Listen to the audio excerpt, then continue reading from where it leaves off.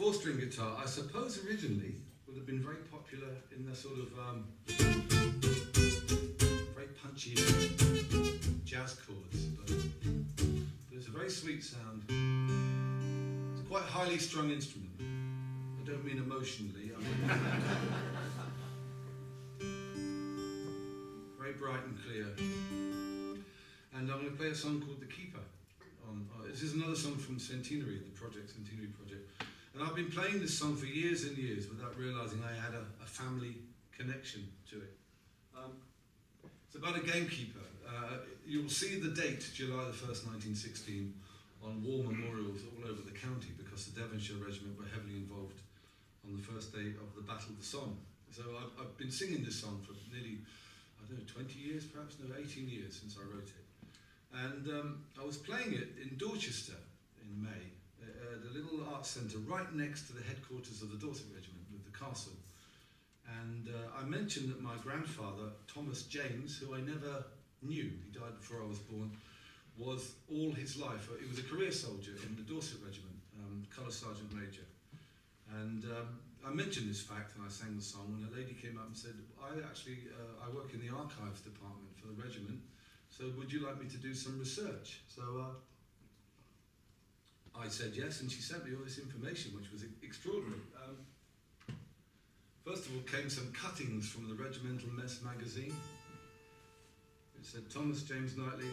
Sergeant Knightley was noted for his striking turn of phrase and his tireless ability at dancing the hornpipe and the clog dance. It turns out my grandfather was a folkie all that time, without us knowing it. And then she said, we also found out that he left the Dorset Regiment at the age of 41 in 1913, but then re-enlisted in the Devonshire Regiment, where he was given the same rank.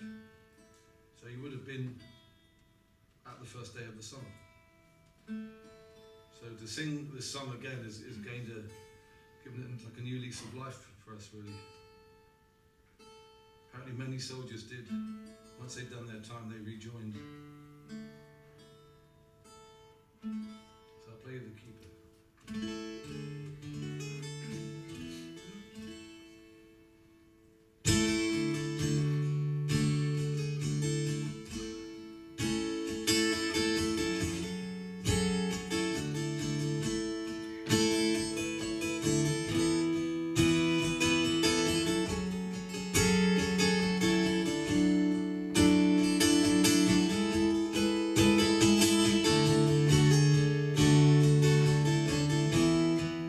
In Devonshire, I was a keeper, and half of my life I lived outdoors, using skills my father taught me on the land that edged the open moor.